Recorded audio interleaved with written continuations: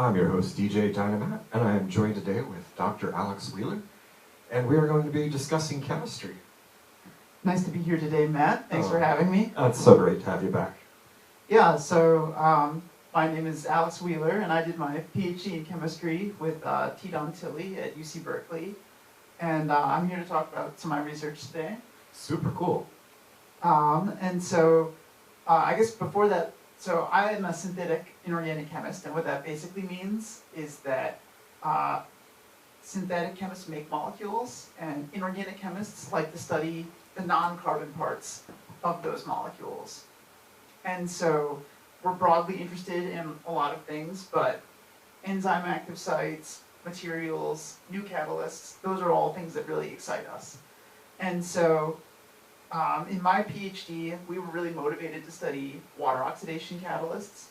And so catalysts are things that make a reaction easier, and you can typically recover them at the end of a reaction.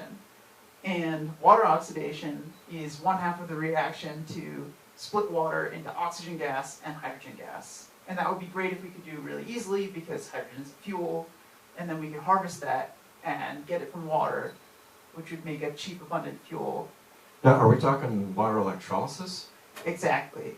Yeah, so we like to think about that as two reactions. One where you take those oxygen atoms and you form oxygen gas, and the other where you take the hydrogen atoms and add some electrons that you got from the oxygen, and you make hydrogen gas. So it's easier for us to break up those two steps when we're trying to do it industrially. And so the current state-of-the-art catalysts are all made with really expensive metals like ruthenium and iridium, and it's just not very cost-effective. But the best catalyst in the world is actually found in all plants in photosystem 2, and it's this cube-like cluster of manganese, oxygen atoms, and one calcium atom. And one of these manganese atoms is hanging off to the side, and the rest are in this cube arrangement. Just floating out there. It's just floating out there. It's called the dangler, actually. Yeah, someone had a sense of humor. And so for my PhD, we were interested in studying a class of molecules that looked really similar.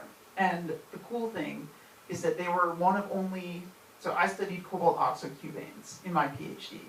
So cobalt, oxygen, shaped like a cube. So I have a little model here of something similar, and you can see it's got these red oxygen atoms and then alternating metal atoms at every other site. So it's got 4 of each, and it forms this nice cube. And the cool thing is that it's one of only 3 cubes that is known to do water oxidation. So there aren't very many of these things that do anything like that. And this naturally occurred. So this was discovered, I believe, in the 1990s, but no one had really followed up on it much until the research group I joined did some further investigations and really probed the system. Because it's a cube, that's a unique structure. It is a unique structure. I should be clear, there are lots of people who looked into this thing before, but the group I worked in did a lot of the investigation of the water oxidation. And so I was really interested in, what about that dangler metal? How is that hanging out? What is it doing? And so I started to take this cube that we had and adding other metals to it. And we did find that you could form that kind of crazy structure that's found in nature with a couple of metals. But what was really interesting to us is when you take manganese, the metal that's found in nature, and you add it, it actually sort of boots one of the cobalt ions out. And so that was crazy to us, because we had long thought this thing was pretty stable and you didn't really interfere with the cube structure all that much. And it's not kicking out the dangler, it's kicking out part of the cube. Yeah, exactly. And it's taking its place. So it's kind of like, get out of there, and then it moves on in. And so we thought that was really cool. And we did a lot of investigating.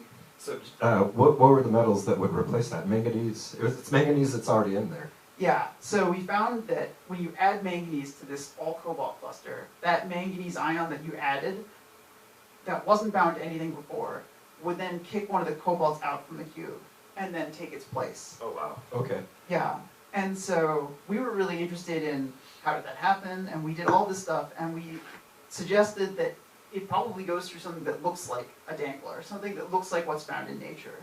And so we think that could be, maybe this is just like something that all of these cubes do. And so we were looking to prove, or really just show, could that happen with any other metals?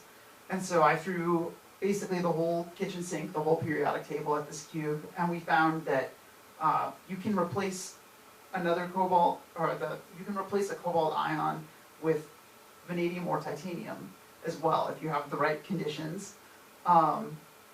And so that was also, it was just really cool to be able to show, oh look, we found this one system with manganese, and then actually extend it over to vanadium and titanium.